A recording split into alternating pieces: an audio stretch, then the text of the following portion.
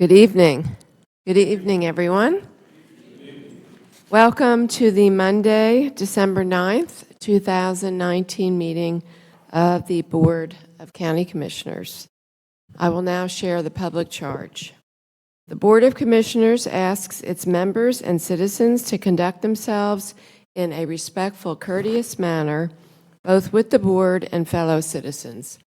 At any time, should any member of the board or any citizen fail to observe this public charge, the chair will ask the offending person to leave the meeting until that individual regains personal control. Should decorum fail to be restored, the chair will recess the meeting until such time that a genuine commitment to the public charge is observed. As a courtesy to others, please turn off cell phones during the meeting. And I now ask that we rise for the Pledge of Allegiance.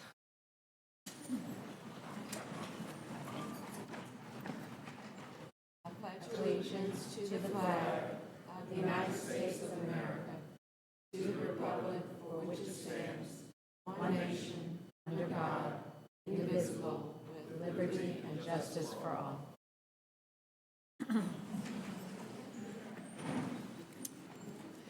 Do we have any adjustments to the agenda this evening? Hearing none, I'll move on to the announcements. Public input is needed on the regional plan to reduce reliance on single occupancy vehicles. What do you think about carpooling, vanpooling, public transit, biking, walking, teleworking, and flexible work weeks? The Durham Chapel Hill Carborough Metropolitan Planning Organization is seeking your feedback on strategies and policies to reduce single occupancy vehicles for travel. And you can visit a website that has the proposed plan, which will be on our website.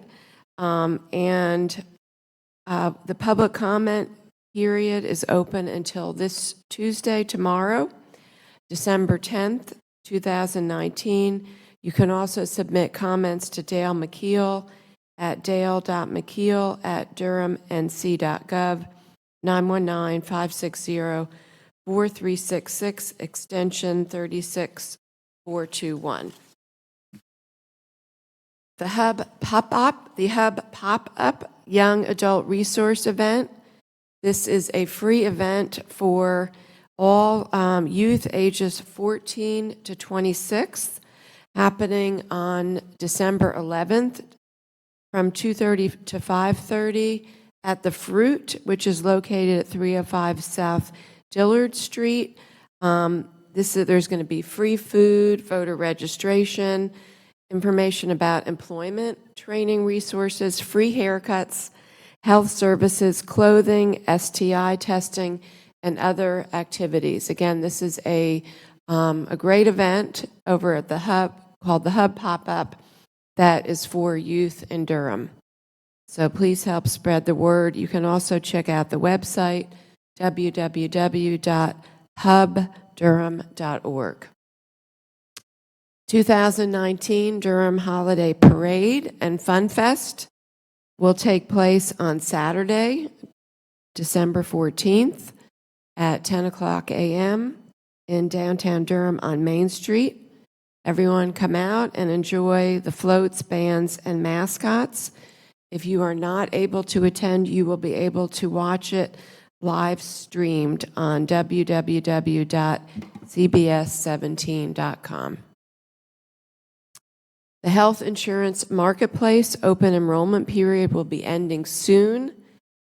You can enroll through December 15th, 2019 if you are looking for health insurance. You may be qualified for free or very low-cost health insurance at www.healthcare.gov. The Santa train is coming to the Museum of Life and Science. Climb aboard the Ellerby Creek Railway now through December 22nd for a journey to the North Pole.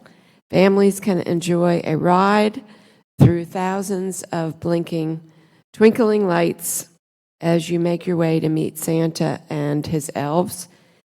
Pre-registration is required, and children under 2 are free. For additional information, please visit www.lifeandscience.org/SantaTrain. And Art of Mental Health at the Rubenstein Art Center. Discover Durham is inviting you to the community exhibit of artwork by local artists showcasing mental health and wellness. This exhibit will be happening until January 24th, 2020. It's open to the public for free, 10 a.m. to 8 p.m. Monday through Friday, Saturday and Sunday, 1 to 6 p.m. And you can find out more information at www.discoverdurham.com. Are there any other announcements? I would like to share something exciting that all of the members of our board have participated in, and Commissioner Carter and I are part of the organizing committee for, and that is the North Carolina Solar Schools Initiative.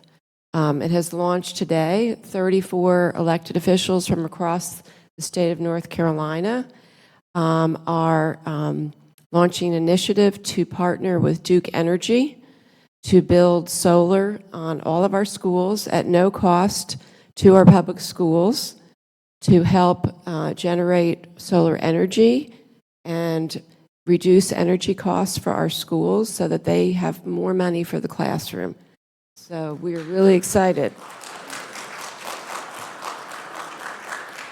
about this initiative. And as I said, I'm really proud our entire board is a part of this effort. So please stay tuned for this new initiative. And I just want to also, okay, I guess Lowell's not here, but I'll check back with him when he comes on another issue. First, we have our minutes for approval. We have the October 28th, 2019 and November 12th, 2019 minutes. Madam Chair, I'd like to make a motion to approve both, and again commend the clerk's office. They're using a somewhat different format, and I think the minutes are improved over what we were getting before. So just want to commend them. Second on the motion and the commendation. Moved by Commissioner Reckow, seconded by Commissioner Carter. All those in favor, please say aye. Aye. Any opposed? And the minutes are unanimously approved. We have some special ceremonial items tonight, and we always look forward to this, which is the Eno River Association calendar presentation. And we have with us Jessica Sheffield. If you please come over to the podium here. Jessica is the new executive director of the Eno River Association. So yes, we welcome you to our meeting. Thank you. Jessica. Thank you. I appreciate having just a moment on what's a very full business agenda. As you said, my name is Jessica Sheffield. I've been a Durham resident about 20 years. 6 weeks ago, I took the position of executive director at the Eno River Association, the post recently vacated by Robin Jacobs' retirement. As is the tradition, I understand we come to this meeting each holiday season to share our season's greetings and sincere thanks to you all for your past and what we hope will be future partnerships in our efforts of land conservation and preservation in the Eno River Basin. And to present to you the 2020 Eno River calendar put together by a group of volunteers in Durham, photographs and stories from the Eno River. And I have enough, if I may, to share with you and your staff this evening. Well, thank you so much, Jessica. The calendar is always absolutely beautiful, and we really appreciate you coming to us and also all the work that the Eno River Association does for people in our community, not just protecting water quality and the environment, but how many people enjoy getting out and walking in the Eno and what it does for people's physical and mental health and well-being. So thank you. Thank you. I've been enjoying hearing everyone's stories about their connection to the Eno. Everyone has one, and it's been a marvel to hear in the first 6 weeks. I have a lot more yet to hear. Well, absolutely. I will say my husband and our first date was taking a walk on the Eno River, so Everybody has one like that. we all have our stories, right?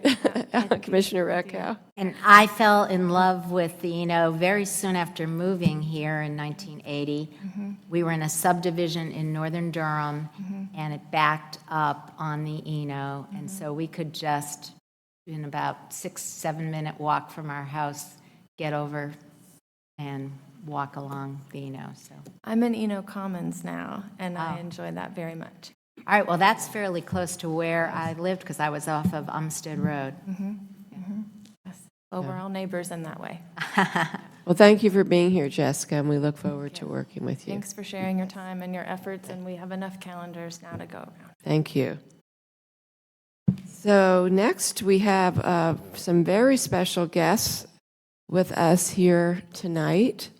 We want to recognize many student athletes who are here with us tonight with the Guns Down, Lives Up rally, and Coach Robinson. And I don't know who else is here, if we have parents, but I'm going to let you, Coach Robinson, all of the players and students and organizers, if you don't mind coming up actually to the podium over here. We want to recognize all of you. If you don't mind just coming up here, would be great to have all of you. Really want to recognize you.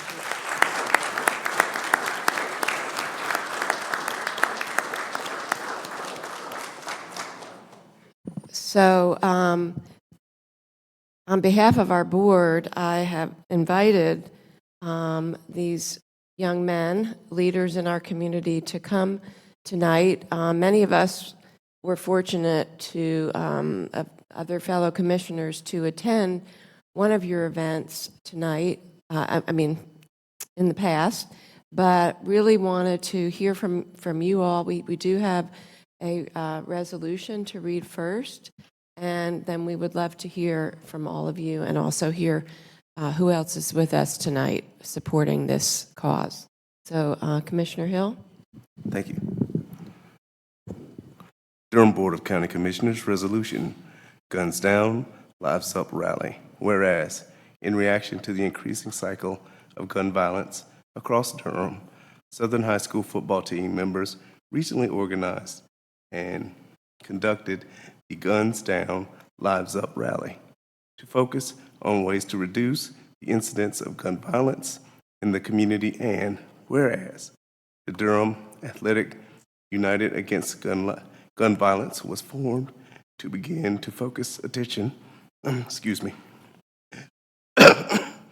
on educating and sharing strategies to begin to break the cycle of violence. And whereas a rally was held in November, bringing together students, elected officials, Project Build, clergy, community members, law enforcement, and others to sound the alarm that more needed to be done. And whereas, while the Guns Down, Lives Up initiative began at Southern High School, goal is to grow the outreach to other Durham high schools and use a standard format to involve other athletes, students, community groups, clergy, and other youth serving organizations in developing successful ways to stem the tide of violence. Whereas the larger goal of this group is to work to combat peer pressure, to begin with middle school students, by intervening strategies, and to work on prevention with high school age students. Now, therefore, be it resolved that we, the members of the Durham Board of County Commissioners, do hereby thank the founders and supporters of Guns Down, Lives Up initiative, and encourage them to be a model for other communities to follow as they seek to reduce gun violence everywhere. This is the 9th day of December, 2019. Thank you, Commissioner Hill. So thank you so much for being here, Coach Robinson, and again, all of the student leaders and athletes who are here tonight, and we'd love to hear from you at this time. First of all, this is an honor and a blessing for us to be here tonight in recognition of us doing our little piece, and not necessarily me, but these young men that are giving leadership to this. To be in this position and be in this room is an honor for the community to actually give us a platform to be able to talk about something that is becoming an epidemic. And when things become an epidemic, we have to listen to those that it really affects the most. And it's our young people that are standing behind me. And it's a cry out for help. And it all started with our parents as well as our kids trying to make sure that we leave a legacy. And I always tell our young people that I'm fortunate enough to work with, you have to leave a legacy. And our senior class came up with this idea because of the situation that they were experiencing with peers of theirs that they know that were involved in this situation. So it's almost like they, made the ideal to themselves is to say, I'm tired of this. And so they want to do something, and we kind of help guide them in a direction. So what we're doing is we're going to every quadrant of the county, not necessarily the city, but the county. And we're using the high schools because that's the place where we all are when it comes to young people. We're starting there, and we're going to have this, it's like every other Sunday, 2 Sundays a month at different schools throughout the county and the city. And at 3 p.m., about an hour and a half, and just talk about their issues, talk about what they need. And there are a lot of adult programs, volunteer programs, and organizations that have come to the table to provide their services. But we need the young people in place to understand what this is all about and that these services are here. And they've been here for me. I tell them, listen, you can't give up on this. You got to keep going because it's so easy for you not to show up tonight. I have 11 out of the 18 seniors that are here tonight, and we've been consistent for the 2 events that we hosted at Southern Durham. The next event is scheduled to be at Hillside, one next Saturday, and then one mid-January. And then we'll go to Northern, and then we'll go to Riverside, and then we'll go to Jordan, and then we'll go to Durham School of the Arts. And we want all of their youth to be involved in that as well. So it's already set up until June, and then we'll set the rest of the dates. But we need more visibility. We need more people out on the pavement, really letting these young people know it's cool to stand up against it. That's the problem. A lot of our kids are afraid to stand up against it. And that's why I applaud these young men here. They're not afraid. And their courage and willing to fight through adversity is evident now, just like it was on the football field, and preparing to play against their opponents that they went against every Friday. So I tell them, your high school career, you only have about 5 to 6 months left. Let's look at 5 to 10 years from now to see if this is still in existence. You can say that you did this. You created something that's going to be recognized in Durham for the rest of your life, but we have to do it the right way. And I challenge every adult that has the ability and the resource to get these youth in the room, because we're here as adults. And I'm not ashamed to tell my age. I'm over 50. And I'm pretty sure a lot of people that's in this room are over 40. Our time is up. We got to leave this city, leave this community in good hands. And if you don't think it's at that situation, you better have a realistic look at yourself and look at your situation, because, I think we're at 45 now is the number that we've lost to the carelessness of gun violence. It's only going to get worse. So if we don't do anything now and help these young men continue to do what they're doing now, it's going to get worse. And then it's going to be somebody we know.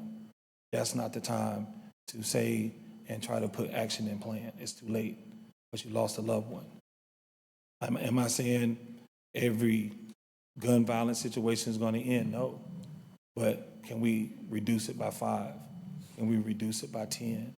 And in 5 years from now, we have a city of Durham that probably has 20 murders from gun violence. Now that's making a difference. But we can't do that unless we talk to our youth. I don't talk to them about football all the time. That's easy.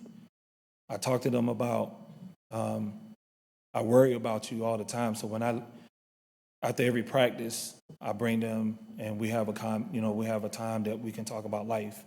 And I say, I worry about you because I don't know what's going to happen the time that you are not with me until the time you come back to school. I stress if they're going to be in that situation that somebody's going to put a sheet over their face. And that's real. Everybody knows where Southern Durham sits in this community, and it's really real over there. And I'm serious about that because I tell them that I care about you more than just football. And that's most of the issues right now with our young people. Nobody tells them that they love them.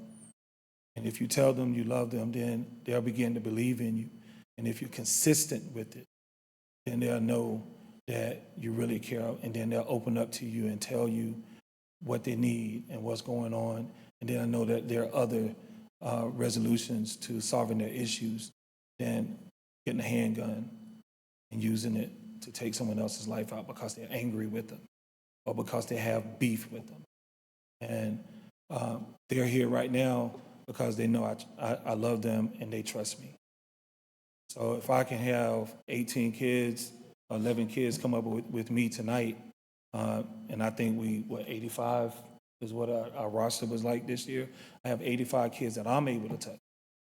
And if we have at least 10 adults in this room that has the same type of love for these kids and willing to step up and just take them in and provide for them, you get the same result.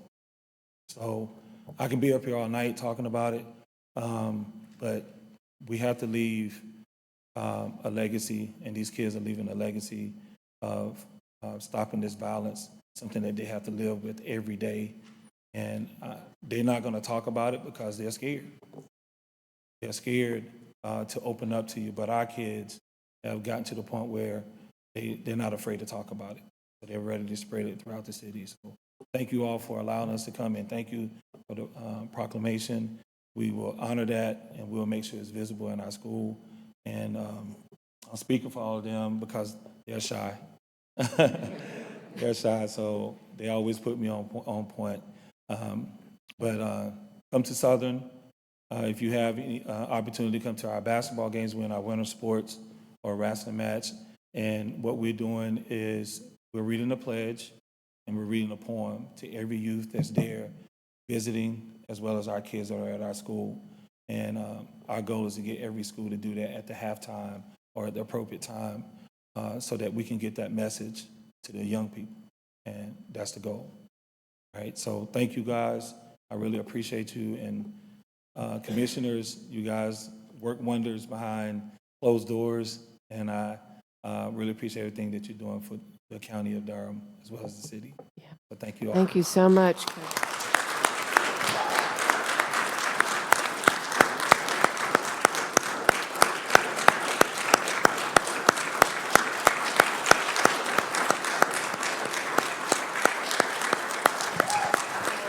Before you all sit down, we actually would like to have the honor of shaking all of your hands, if you don't mind. It's going to be hard with these. Oh, I guess with the plants in the way. Okay, well, maybe I would like to recognize all of the parents and supporters that are here. If you could all stand as well.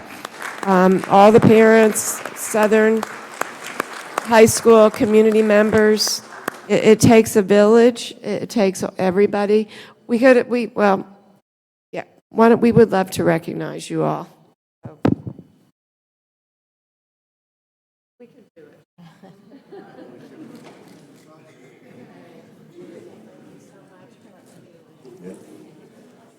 Good to see you.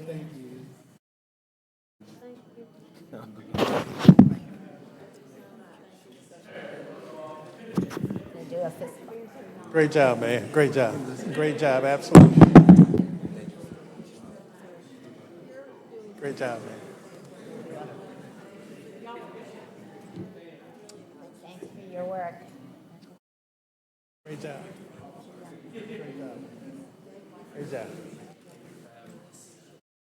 Great job. The action that you're taking. Thank you, sir. Thank you. Great job. Good luck in here. What are you doing? Thank you.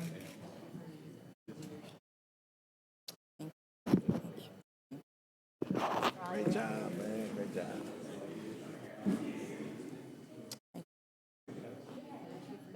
Great job, bro.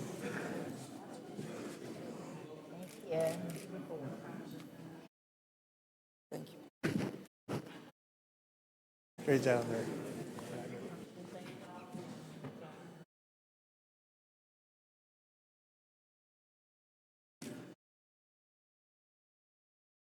Thanks for doing a very good job on this.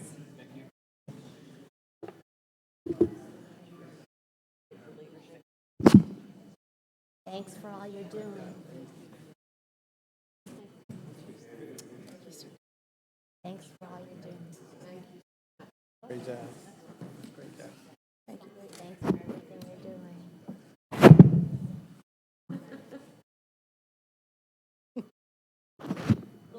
Great job, man. Great job.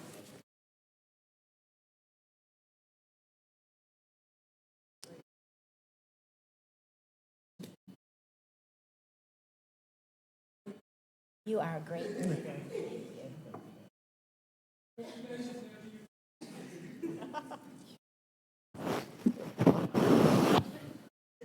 Great job, bro.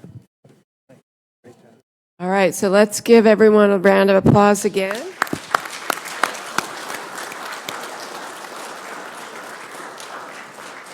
And I do want to recognize, we've got lots of folks sitting out here tonight. I see we have one of our district court judges, David Hall. I see Ashley from McDougall Terrace, Bull City United, lots of other folks here who are also working really hard on this issue. I don't want to leave people out, but I see lots of people sitting here and one about to come up in a minute.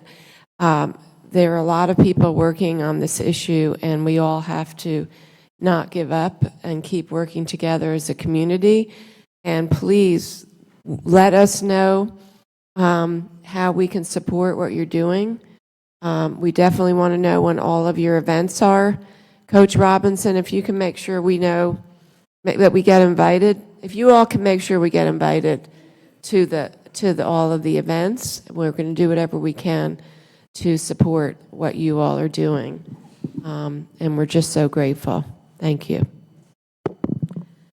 And you all, if you want to stay for the next proclamation, you can, or the ceremonial items, but after that, you can feel free to leave and not stay for a whole meeting, just to let you all know. Oh, it's really interesting. But we really appreciate everybody who is here tonight. So next, we have a proclamation for, again, this issue as well that we're talking about. And this is for Together for Resilient Youth, Violence Prevention. And we'd ask, I see Wanda and Earl Boone here, if you could come forward. And I don't know anyone else that you have with you, Wanda, that you want to bring with you as well, that you want to acknowledge in your group.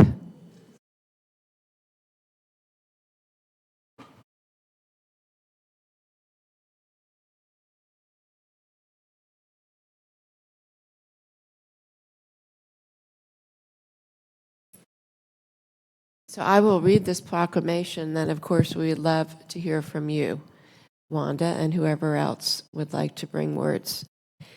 Durham Board of County Commissioners Proclamation, Together for Resilient Youth, Try Violence Prevention, 2019. Whereas adverse childhood experiences, ACEs, experienced early in life, can lead to a greater risk for committing violence against peers, bullying, teen dating violence and child abuse, elder abuse, intimate partner violence, and sexual violence later in life. And whereas children who are victims of abuse, neglect, are more likely to exhibit antisocial behaviors, suffer from anxiety and depression, encounter challenges in school, and abuse drugs or alcohol. And whereas 28% of high school students reported feeling so sad or hopeless almost every day for 2 weeks or more in a row, they stopped doing usual activities. And whereas 11% of high school students in Durham reported that they did not go to school at least once in the past month because they felt unsafe at school or going to and from school, 51% of high school students have seen other students being bullied, and 37% of high school students report gang activity in school. And whereas people living in low-resource communities experience more crime, higher stress levels, less access to resources, higher rates of chronic disease, and higher rates of early death. And whereas strategies applied at the community, relationship, and individual levels that include resilience as an antidote to ACEs and that address historical trauma and institutional racism can help prevent multiple forms of violence.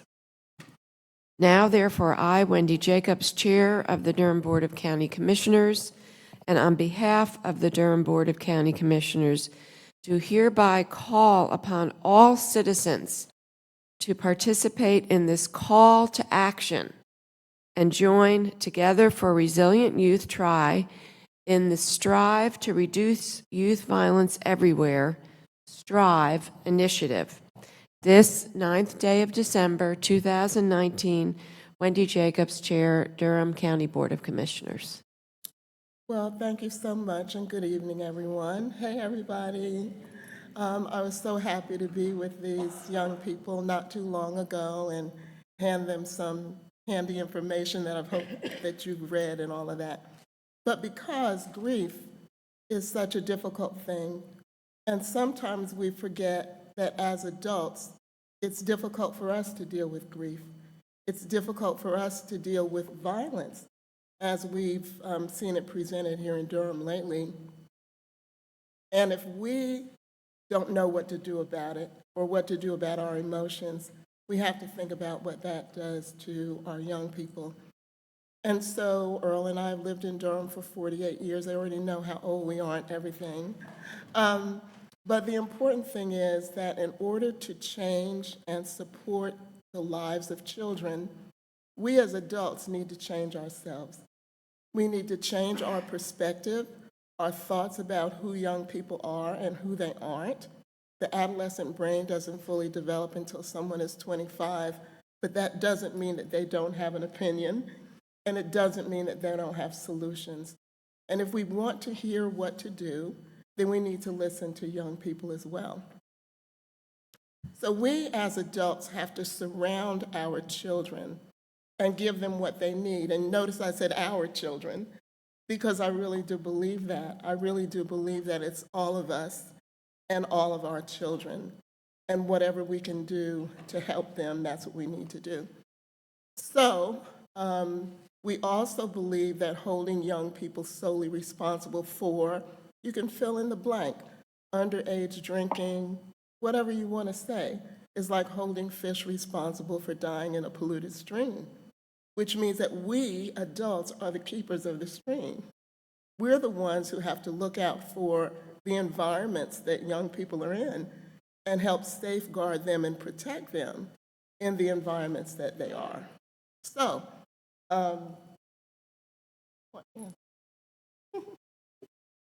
Hi, my name is Angie Mejia. I've been part of TRI for a long time. I've been part of TRI since my freshman year in high school, and I have recently just graduated college.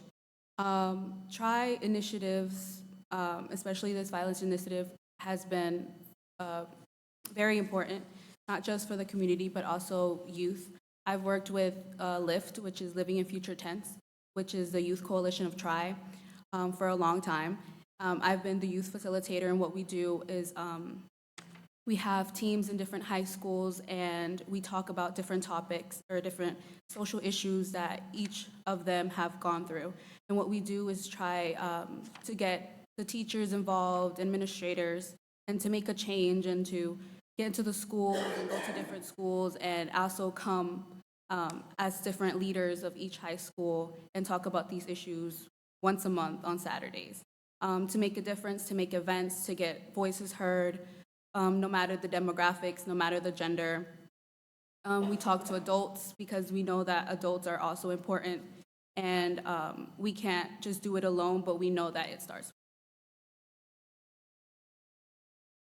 So in terms of what anybody can do, because we talked about this being a call to action, so there's something that's called the 7 strategies for community change. And it doesn't mean that everybody has to do everything, but we find those things that speak to us where our passion is, and then we work there. So those 7 things include providing information. So that's something that anybody can do.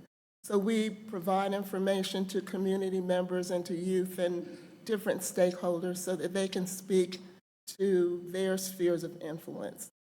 And then building skills, which have to do with workshops and other activities, providing support, creating opportunities to support people to participate in activities that are more pro-social, and I'm getting ready to lose my voice. So I'm going to ask somebody to read these last 4. Hey, somebody. Somebody who can see, hopefully. Okay, number 4, enhancing access, reducing barriers, improving systems and processes to increase the ease, ability, and opportunity to utilize those systems and services, such as ensuring childcare, transportation, safety, special needs, and cultural and language sensitivity. 5th, changing consequences through incentives and disincentives, increasing or decreasing the probability of a specific behavior that reduces risk of enhances protection by altering the consequences for performing that behavior, such as increasing public recognition for deserved behavior, individual and business rewards, scholarships, citations, fines, or revocations or loss of privileges. 6th, physical design, changing the physical design or structure of the environment to reduce risk or enhance protection, such as parks, landscapes, signage, lighting, or outlet density. And lastly, 7, modifying or changing policy, formal changes in written procedures, bylaws, proclamations, rules or laws with written documentation and/or voting procedures, such as workplace initiatives, law enforcement procedures and practices, public policy actions, and systems change within government, communities, and organizations. So lastly, all of those items are on our website, and you can actually go in and just identify which one you want to work on. We're happy to have you, and thank you so much. Well, thank you so much, Wanda. We all really appreciate all the work that you and all people who are part of TRI and all of its different forms that you do for the community. Again, it takes all of us, and so we're just really grateful. Thank you so much. Thank you.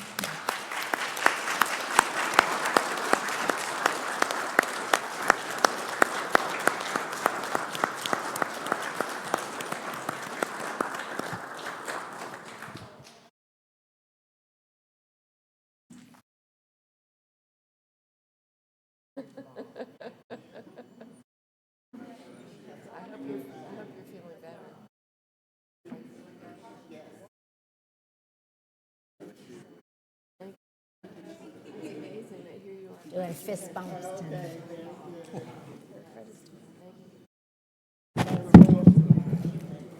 Thanks for your work. I'll do whatever you want, however. Thank you. Do it. Thank you. Great job. Great job. Everybody's bumping. Okay. Thank you. Great job. You're the man behind the woman.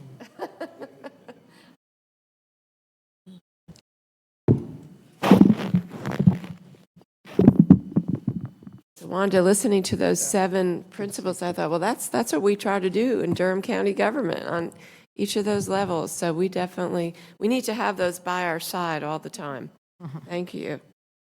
So the last item we have tonight is some letters of support for legislation protecting federal benefits for pretrial detainees. And we have a series of letters to send to all of our federal representatives, Senator Burr and Tillis and Representative Price and Congressman Butterfield.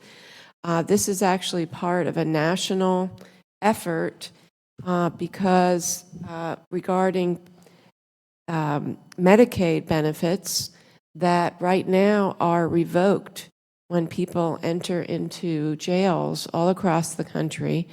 When people have not been convicted of a crime, they still currently lose their health care benefits when they enter into a jail. And so these are letters, and if I could get maybe somebody to read the letter. Well, we don't have to read the letter, but it basically, the letter goes into detail about we're asking Congress to not revoke people's health care, their Medicaid benefits when they enter into jails. It's not fair.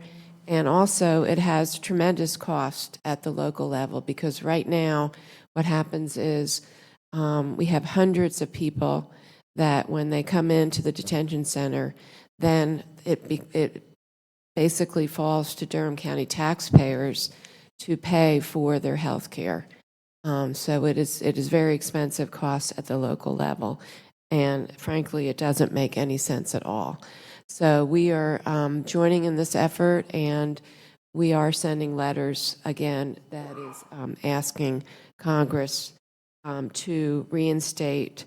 It's called the Medicaid Inmate Exclusion Policy, and we are asking Congress to revoke this, that it violates constitutional rights and individuals' fundamental presumption of innocence. Commissioner Reckow. So this is not new.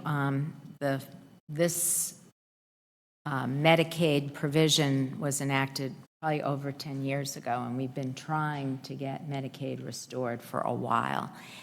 And today, Commissioner Howerton and I were at a Stepping Up meeting, and we got a report on our jail. And what I was amazed at is we have now a situation where, because the state has closed prisons, they don't have enough beds. And what we learned is that sentenced people who normally would be transferred to the state within a day of being sentenced, because they're no longer pretrial detainees, they are sentenced. They are staying in our jail. Right now we have 13 people that are there for over 2 weeks waiting to get transferred. So just more people who could incur major health issues that we would be responsible for. We need to monitor, Mr. Manager, we need to monitor this situation. I'd like us to get maybe weekly reports on how many people are being detained, who are sentenced and should be going to the state. And we house the sentence misdemeanors. We're talking about people being charged with major felonies, some of them going to prison, unfortunately, for 20, 25 years. They are staying in our jail for a while until a bed opens up. So we need to monitor that. State pay us? I don't know. That would be another thing to find out, whether we're getting reimbursed for the And whether the state would cover if there was a major health issue, would the state cover that as well, if we could find that out? Thank you, Commissioner Recco, Commissioner Howerton. So this is an issue that Gail Harris, retired health director, and I'd been working on with the North Carolina Association of Counties. Kevin Leonard has been working on this issue now for well over a year. We've been in communication with him. He had one of his staff working on it, and I think she moved to another position. So then he had to appoint someone else to take it over. So it is an issue that is it's to our attention, that we know about. The association knows about it, and they've been working on it. They just haven't resolved it as of yet.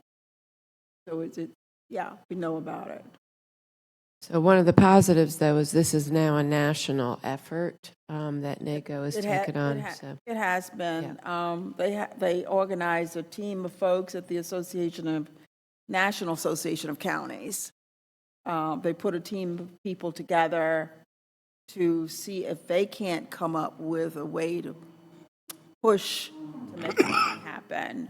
I know several of the people that are on the team because of the Association of Counties appoint us to certain committees. So it's alive and it's in the conversation. Right.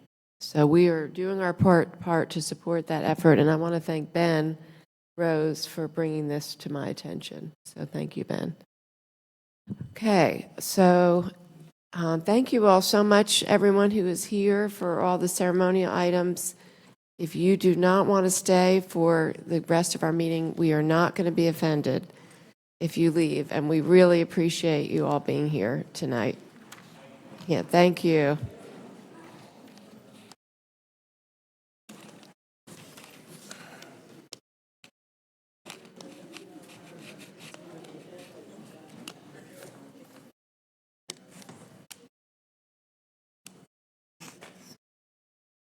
Very good. Maybe they'll listen to their peers.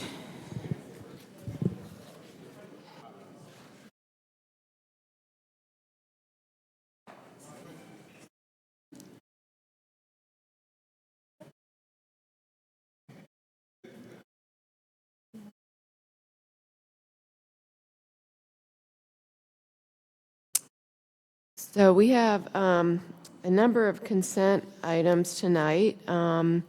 We have one item that I'm going to pull, 19-0608, that we have one person who wants to speak on that, and just wanted to see if there are any other items that people wanted to pull. I have a quick question about the last. 0618. Okay, do you want to ask that quick question? Sure. So this is an item that's appropriating $1.2 million to a new Durham Public School, Elementary School C. I know we're all excited about that. I'm just trying to be sure I understand that the $1.2 million is going to come from pay-as-you-go funds to start with, I believe. And then we're going to finance it? Yes, that's correct.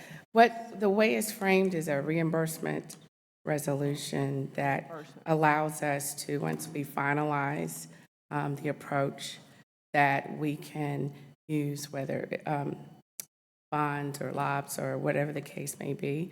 And we keep it broad at this stage, but we'll come back to the board in a few weeks or so to do the full item. But we wanted to move it quickly, Right. and this allowed us to do that. So we thank you for your support in this. And the form is what we call an intra-fund loan. It's a balance sheet transaction only, which allows upfront cash flow while you're planning to get to the point where you can issue. Right.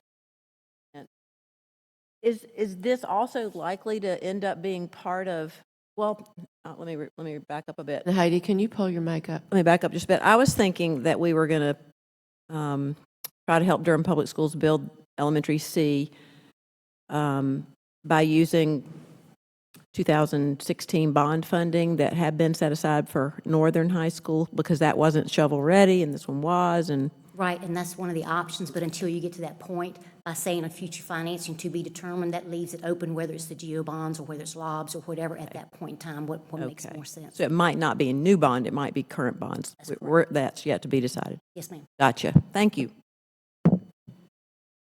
Well, I also wanted to comment on this item because I'm really excited about it. It shows a really great partnership between Durham Public Schools and our board, and between our staff, really working together on strategies for us to meet the needs of our schools and fund our schools, and coming up with creative ways to do that. So I'm really excited to see this coming forward, and that I know there'll be more of this to come. So thank you so much. I'd like to Yes. comment on 190575. Sure, go ahead. This is regarding the allocation for the Raise the Age. I'm real pleased about that that's going forward, it's being implemented, and we can always be thankful for our Judge Morey for pushing that through for us. And this is about, since both the governor and the General Assembly made significant investments to implementing Raise the Age in their budgets, and now that governor has signed a Raise the Age budget, I'm pleased to announce that Juvenile Crime Prevention Council county allocations will receive expansion dollars to address programming needs, a total of $4.2 million recurring for year 2019 and 20, and $6.6 million recurring for year 20 and 21. This is pretty significant in the dollars, and we're pleased that this is. Yeah, thank you. Okay, and another great item on here were our two conservation easements. Thank you, Jane, and your staff for that as well. So I would entertain a motion to approve 19-0560 through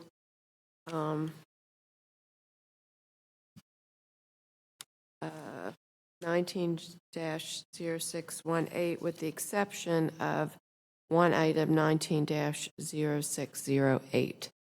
So moved. Moved by Commissioner Reckow, seconded by Commissioner Carter. All those in favor, please say aye. Aye. Aye. Any opposed? And those items are unanimously approved. And just since we only have one more item left, I'm just going to move forward with this item. And I invite Mr.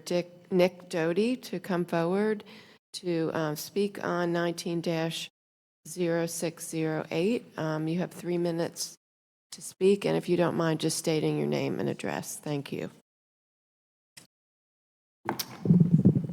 Good evening, Commissioners. My name is Nick Doty. I live at 300 Blackwell Street. I raised these questions about the consent agenda item about appropriating $1.9 million to design a 780-space parking deck, where the parking deck itself is expected to cost about $22 million. I had several questions, which I've sent to you all via email, but I thought if we had time, it was worth discussing here. My concern in building a very large new parking deck is that we are in the middle of a climate crisis. A climate crisis where we understand that large reductions in carbon emissions by all communities, including Durham County, are absolutely necessary to maintain a livable climate for future generations. I know that some of you are aware of that because I saw you at the climate strike last week, marching through downtown Durham. This proposal invests substantial taxpayer money and also publicly owned land, very valuable land in downtown Durham. And in so doing, it provides a massive and long-lived subsidy for the use of gasoline-powered vehicles to travel to downtown Durham, which is the area in the county that is best served by public transit, and so it would have the best opportunity to have alternative transportation items. As a reminder, the county set a goal in 2007 of a 30% reduction in community-wide greenhouse gas emissions. As of the 2018 update, Durham County is not on track to meet that goal. That goal is quite modest, particularly compared to what we were talking about at the climate strike, compared to what Sunrise Movement or other local youth organizations are calling for. And again, we are not on track, and transportation emissions remain the largest single category of carbon emissions for Durham County. Last year, at about this time, your board noted that, quote, climate change is real, is affecting our community now, and the choices we make today will affect future generations. And you resolved to transition to renewable energy for all energy sectors with an 80% transition to clean energy by 2030. My concern is that it's not clear to me, and I would like to hear either from the staff or the county commissioners, whether these increased parking decks, either at 300 East Main Street or 500 East Main Street, are consistent with those climate goals. So regarding those goals, is the county's goal to increase the number of people that are driving fossil fuel powered vehicles into downtown? Or if it's not, is the goal to build a parking garage and leave it empty? Neither of those seem efficient. In determining how many parking spots are needed for our employees and our future employees, this is to accommodate future growth of employees. What are the estimates of public transit usage, and is there a reason to think that we can't, during a climate crisis, convince more of our employees, public employees, to use public transit or alternative transit? And regarding future plans, even if we're not going to make a decision on this deck for future parking decks, how does the county plan to accommodate those carbon emissions goals? Sorry for going over time. Well, thank you, Nick, and I tried to respond briefly to some of your great questions, so really appreciate the questions that you've raised. They've actually been active topic of discussion on our board for quite a while. Commissioner Recco. Well, I appreciate both your email and all the questions in there, and your coming out tonight. You're definitely raising issues that we have raised in discussions of this deck and the 500 block deck. The good news is, because we ask questions, the number of spaces has been reduced from where the staff started. And we have a commitment from staff that for the 500 block, they are going to even look further at more ways to possibly downsize that deck. I hope you know that you asked in your email about the footprint. We are wrapping the deck on all sides with mixed-use development. And so the footprint of the deck is not going to be the whole parking lot that you see. It will have commercial uses, a daycare facility, an affordable housing above, all around. And so it will be serving a variety of purposes. So some of the spaces are needed for the businesses and the residents that will be using the mixed-use space wrapping the deck. Some of the spaces are needed for the employees that are there, but we fund Go Passes, we encourage people to use transit, and we're hoping to go even further. And then, of course, our library is bigger, and we lost a few spaces with the new library. So that the expectation is the 300 block will help incorporate or cover overflow from the library. So we are on the same wavelength, but that library will be serving a variety of needs. And the good news is it's been planned so that when the employees are there, you know, many of the residents will be out working. So the spaces are not single-use spaces. We're hoping to get double use out of a lot of the spaces where they're used during the day for an employee and some of them are used at night for someone living there.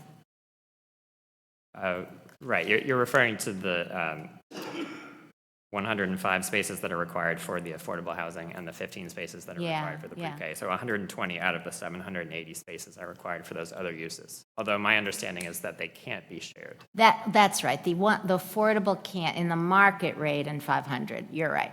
But, all right, we're looking at some sharing for our employees and maybe then other uses, the ancillary uses on the deck and whatever. I just wanted to add too, I wrote this in my email, and we can have staff come up and respond to that. We are very concerned. We share your concerns. And so the 300 block, we probably do not have a lot of flexibility with that because we are very under a time crunch to submit, to keep on schedule to build these projects, to get the affordable housing done.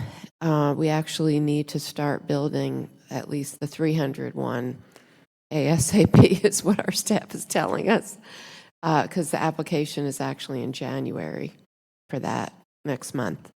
But we're really hoping to really take a very hard look at what we do for 500. But to be honest, it's going to take changes in policies. It's going to take we need a whole program to look at how people's work schedules, people working from home, flex schedules, really how we can incentivize people to use our Go Pass. So we know that, and we've really been asking our staff to do that because just as you said, we've got to meet our climate change goals, and we can't keep doing things the same way. We're also looking at, we have someone from Little here who's working on this. We're looking at how we can build even that parking deck on 500 so that some of those parking spaces can be repurposed for housing in the future. Which will cost us more money to actually do that, but we're also looking at that. And I want to give other board members a chance to chime in, and then staff as well. Commissioner Carter. Well, I would just take this opportunity to say these comments, you know, sort of are calling us to account.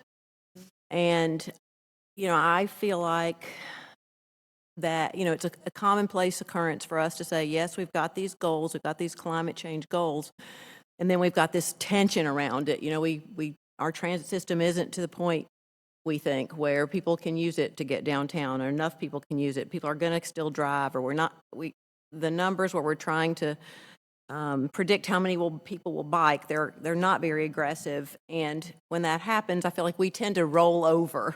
You know, we just kind of, okay, you're right, we've got all these issues that make it necessary for us to build the parking deck. And I just think that we're going, and I know that we have no flexibility with this one, but I think with the 500 deck, we are really going to have to redouble our efforts and try to coordinate it with, I guess, the transit plan, so that there will be other options for getting into town and to work at the county and for services at the county other than driving.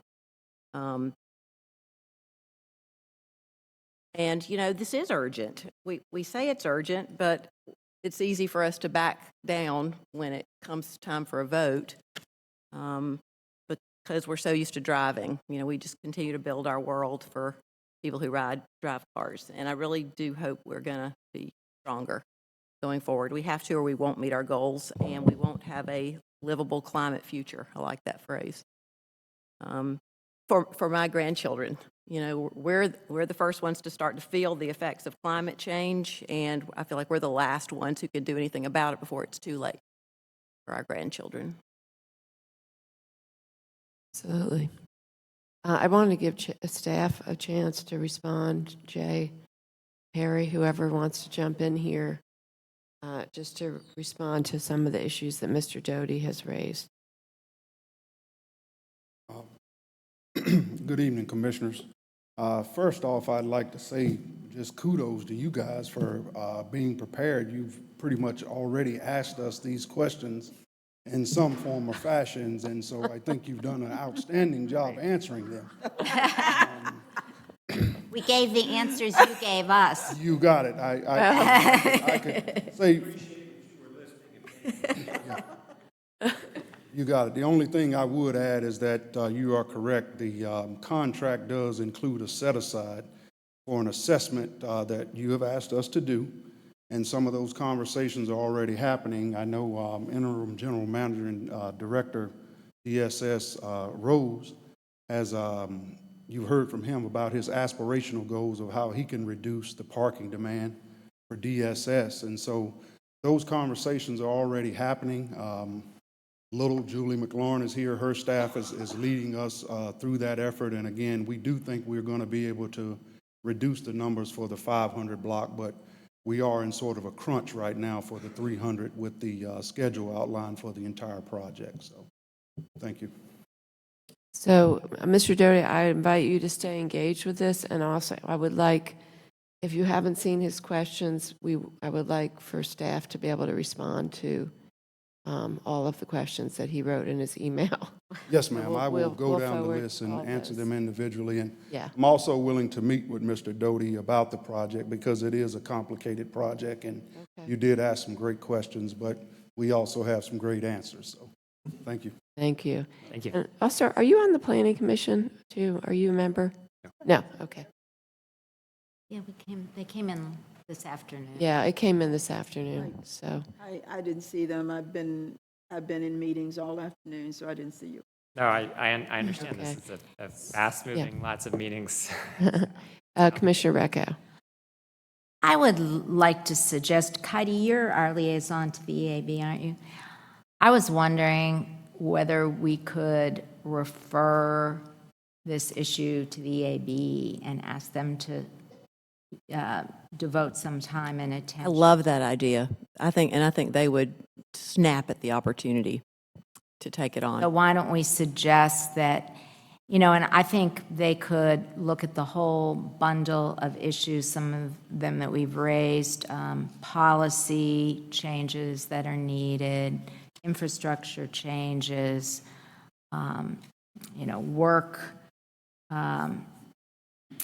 work schedules and other ancillary things related to the work week.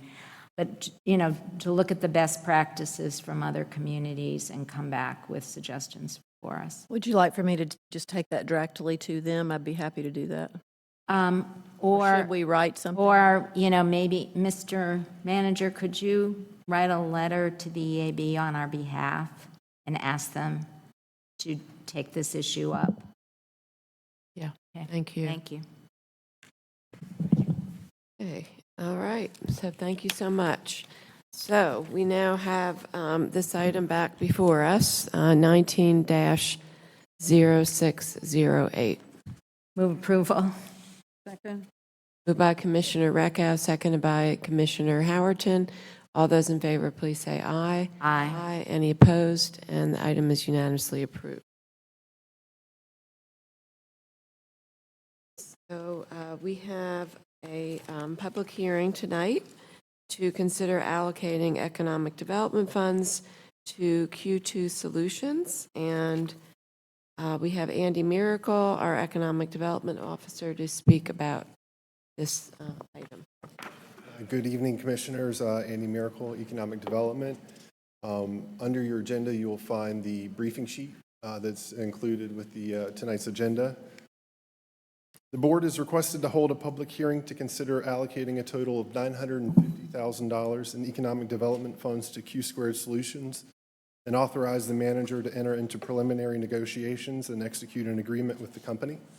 Q Squared Solutions is a leading clinical trial laboratory services organization, and they will establish a new facility in Durham County to help develop the next generation of precision medicines.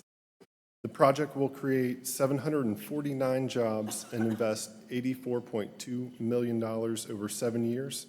And they will be locating at 2400 Ellis Drive. That is part of the Parmer Ellis campus and RTP and adjacent to Parmer RTP. Q Squared Solutions is a joint venture of Acuvia and Quest Diagnostics, two companies that have a presence in Durham County and North Carolina, respectively. They offer end-to-end laboratory services. The company transforms science and data into actionable medical insights that help its customers improve health outcomes. The expansion of Q Squared Solutions' Genomics Center of Excellence enhances the company's ability to provide innovative genomics testing in North America and globally.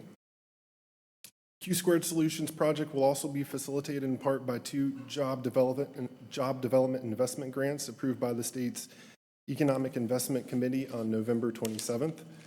Over the course of both 12-year grants, the project is estimated to add more than $1 billion to North Carolina's economy. With an $84.2 million investment, the project is anticipated to generate $2.3 million in new property tax revenue over 7 years. Durham County payments, to be spread over a 7-year window, only occur following performance verification that the company has met and/or maintained its incremental job creation, investment, and criteria targets. With approval of the award, the company has agreed to make reasonable efforts to participate in several workforce partnerships that include engagements with Durham Public Schools Career and Technical Education, Durham Tech BioWorks Advisory Committee, NC Works Career Center, Durham Public Library STEAM Center, among others. Please find additional project details, including a full list of partnerships, terms, description of employment opportunities, and project attributes in the briefing sheets. And I'll also note that includes the schedule of when jobs are coming online, what types of jobs are coming online. For example, of the combined 550 lab scientists and non-lab support staff positions, approximately 200 of those will likely not require an advanced degree. All positions meet the Durham County living wage policy, as well as health insurance and wage requirements that are informed by the economic development policy. Staff is recommending that the county provide $950,000 in economic development investment funds to Q Squared Solutions and authorize the manager to enter into preliminary negotiations and execute an agreement with the company. This public hearing has been advertised as required by law. Thank you, Andy. Any questions at this point for Andy? Okay, I will now open the public hearing. We have one person signed up to speak, Brian Fox. If you don't mind coming and stating your name and address. Good evening, Madam Chair, Mr. Vice Chair, Commissioners, Mr. Manager, staff, and neighbors. It's an honor to be able to speak on behalf of the Greater Durham Chamber of Commerce and many partners in support of Q Squared Solutions. As you're aware, these at least 749 jobs and $84 million in investment continue to build on our life science ecosystem, in which we are proud to be working locally and with the state to bolster the variety of workforce entry points. Q Squared's corporate social responsibility is clear, and we're proud that you all recognize the great return we all get on this small investment and its multipliers. Thank you. Thank you.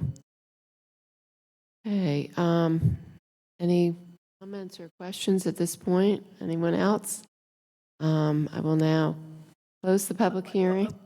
Sorry. Yes, Commissioner Carter? Is anyone here from the company? Yes, I think we. I always like to hear from the representative from the company. Okay, You would we'll mind? keep the It'd be awesome to we hear will from keep you. the public hearing open.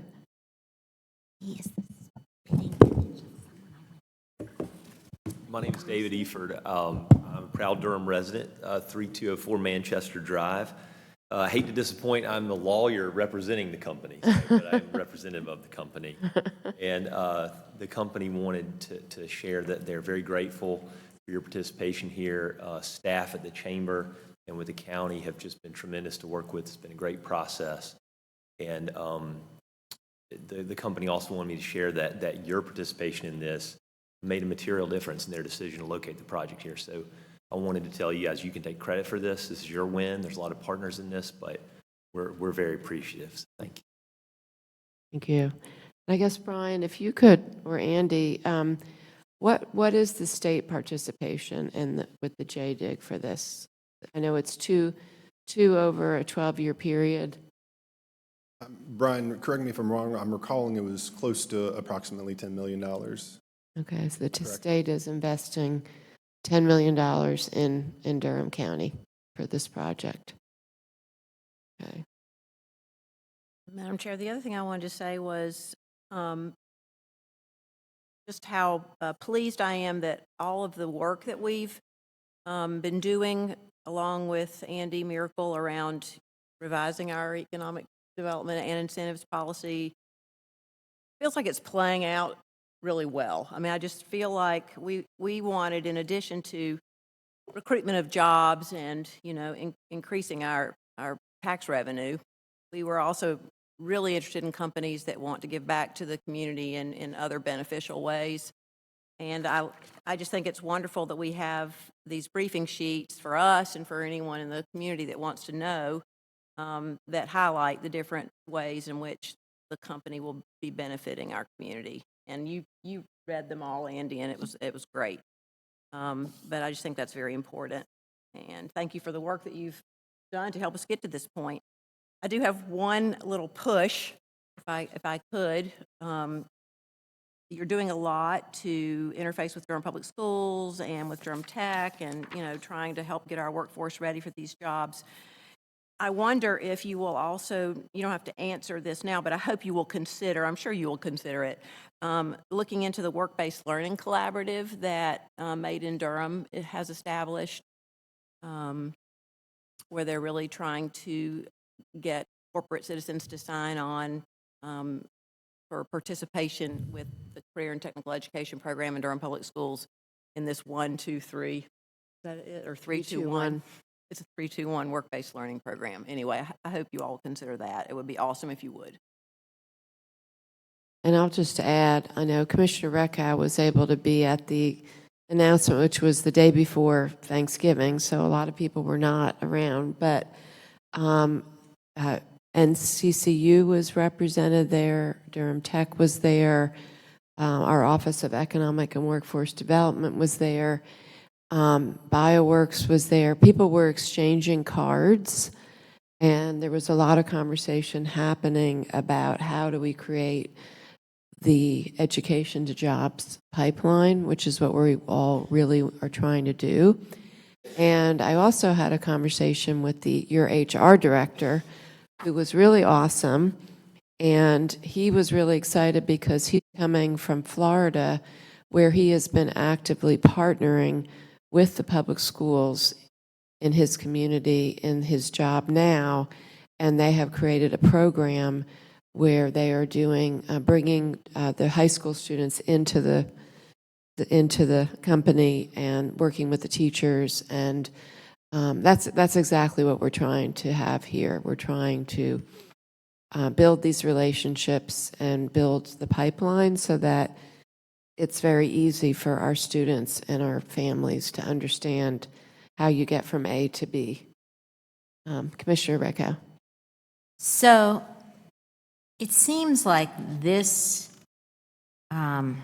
company might be a great pilot for us to really focus on, given the span of jobs and the span of years.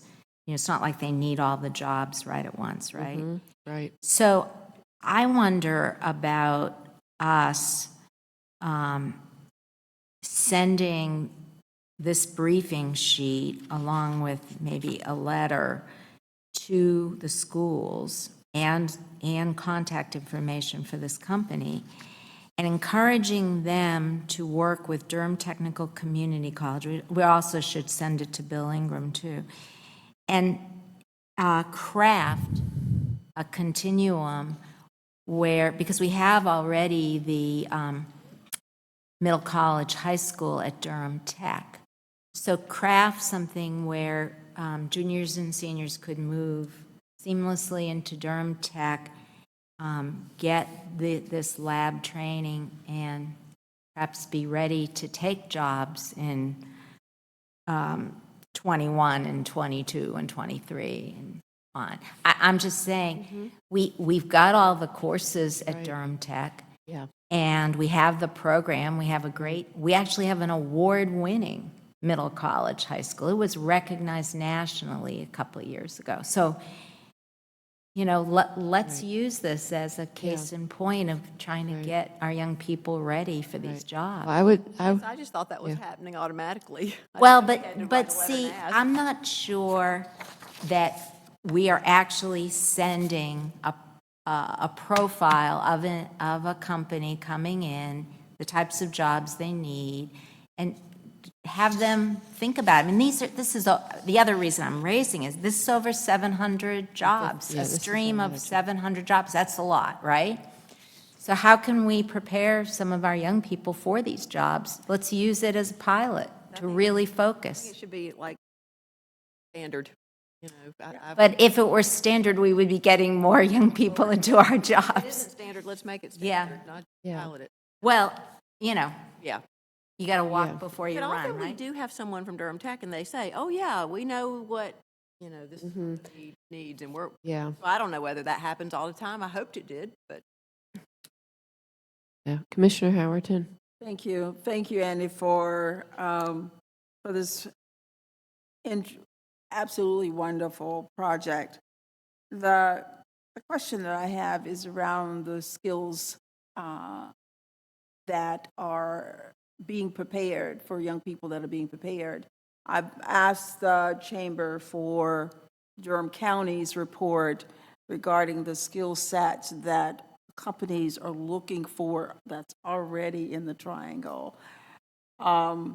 And I know that they are working on that. We have not gotten that. We did one about 5 years ago. The Chamber did one about 5 years ago, and that's outdated now. So I would be interested in that report so that we know what the companies say they need so that they are in alignment with our school system, with our university. So if we could get that, that would at least give us something that we can plan for as we go forward. Because these jobs, if they're coming, then if our people are not prepared, then we have this mismatch all over again. So if we could make that happen sooner than later, would be good. And the other question is that was something here about the headquarters, company headquarters. It will be Where will that be located? here in Is that Durham. already? It's going to be It said here. Durham County, but where? At the 2400 Ellis location, Ellis Drive. And This so is a that's- new company, and they're going So to, it's their a- headquarters will be here. It's a new company, Correct. but the headquarters are not already built yet. It will be built. Am I misunderstanding that? Is that, Dave, would you like to speak to that point, please? Thank you.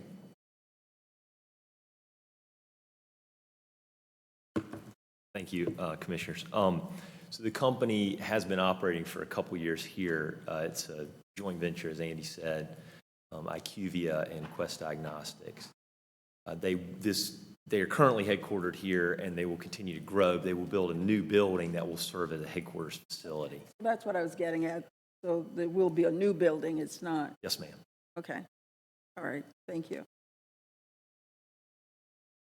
Yes, Commissioner Carter. I want to follow back up on Ellen's suggestion because I don't want it to look like I'm dismissing that. I think we should do that and more. I mean, and I'm trying to figure out what a good question for our administration might be, but it seems like I guess I'd like to know what is our workforce development process when we have a new company with all these new jobs.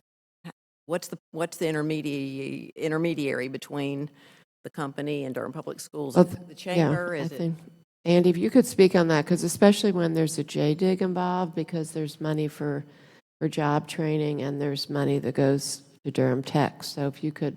And I don't necessarily need a full answer tonight, but it Okay. just seems like a good thing for us to take up at Right. some point soon. So there's a couple different elements to separate out there.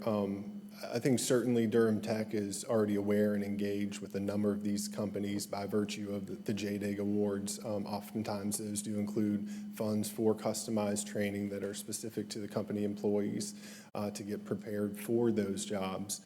To the larger points though about working with DPS and kind of, with that section of the continuum of the workforce. I think there's certainly some space where we can improve. And so when we look at some of the partnerships that are identified here and engaging in those CTE program components that produce awareness and exposure, that is exactly the type of work that we need to be doing to get our company partners engaged and plugged into the system.